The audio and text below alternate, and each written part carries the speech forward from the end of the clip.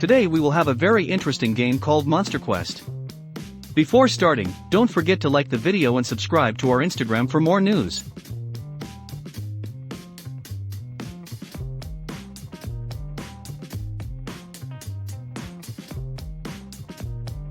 Monster Quest is an RPG-style game with NFTs, items, and characters. To play, it is necessary to have at least one NFT monster, which can be acquired through the in-game market or the boxes available for purchase. If the player already has two or monsters, there is a possibility of creation, where the player selects two monsters to summon a new character that will have random rarity. Each account created in the game can have a maximum of 20 characters.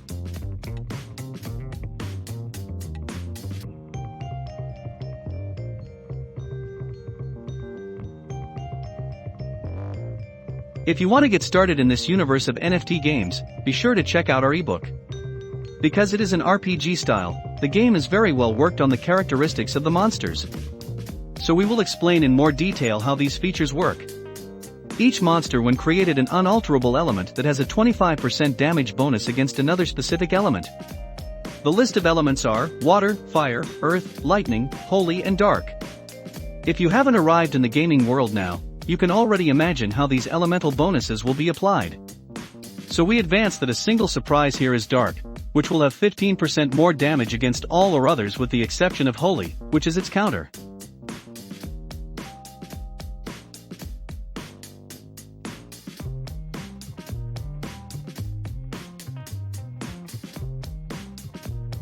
Also, monsters have 5 different rarities that will determine 3 stats: power, energy and mana. Power is the main stat to determine how strong your character is. It is guaranteed for the first time, but will be increased each time the monster levels up. Each monster collects starts at level 1 and can reach level 10. It gets plus 100 power at each level, and a plus 500 bonus when it reaches level 5 and 10 during phases.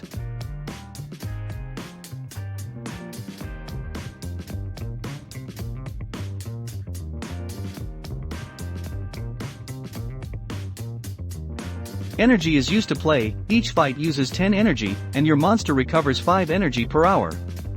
Mana, on the other hand, is needed to use monstrous abilities. Mana expenditure is the same as energy, 10 skill used and 5 recovery per hour.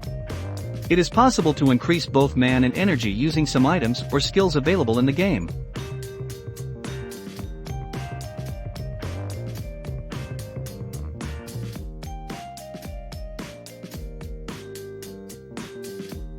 Finally, we will explain the skills of the game. Skills are divided into passive and active.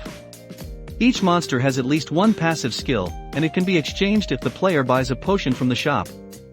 This passive skill has many uses. It can increase reward, experience, item drops, power, energy, mana, etc.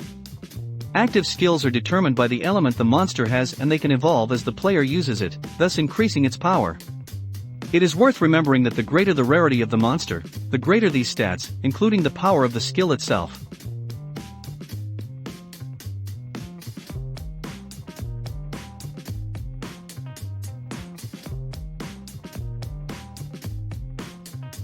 As in almost every RPG game, items will be obtained through the drop once you kill a monster. Item drop rate is based on the items themselves, and the abilities your monsters are using. Talking now about the equipment, they have 3 rarity stars. In addition to being equipped on your monsters, they can also be evolved, and for that you will need some game items plus the MQST token itself. Equipment can be upgraded up to 10 times. But there's a detail: the guarantee of success in the evolution of equipment has a limit depending on its rarity. For example, a 1-star equipment has a 100% chance of success in its upgrade up to level 7, a 2-star one up to level 6, and a 3-star one up to level 5. That is, from these levels the chance the success rate gradually decreases, and it is possible that the upgrade will fail, causing the destruction of your equipment. It is important to say that even in the failure of evolution, the player will not receive back the items used to perform the upgrade. So think carefully before upgrading your gear beyond the 100% guaranteed level.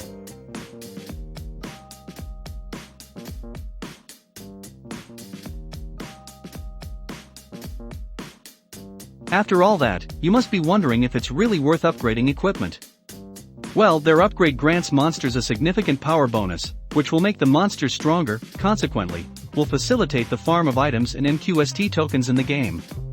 So it will be up to each player to decide if this power bonus is really worth it.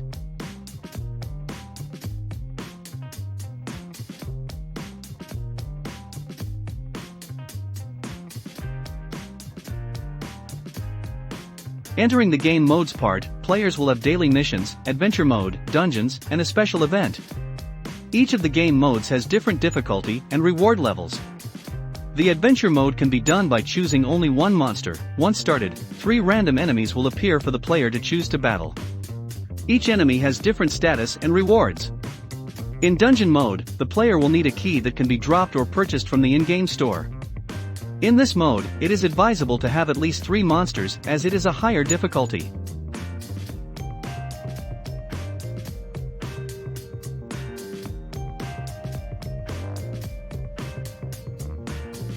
About the boxes available for purchase, they are divided into 3 types. Each of them has a different probability as to the rarity of monsters that can be acquired. But if you don't want to risk your luck in the boxes, there is the option to buy the monsters in the game's marketplace.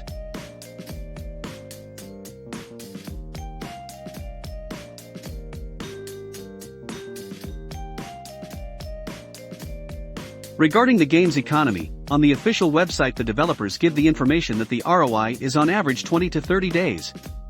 This is the estimated time for the player to recoup their initial investment. It is also important to say that the game has an oracle system, which always seeks to balance both the price of entry into the game and the reward given during the player's farm. This makes the ROI not changed by the volatility of the MQST token price. The game has a scheduled release date of January 23rd.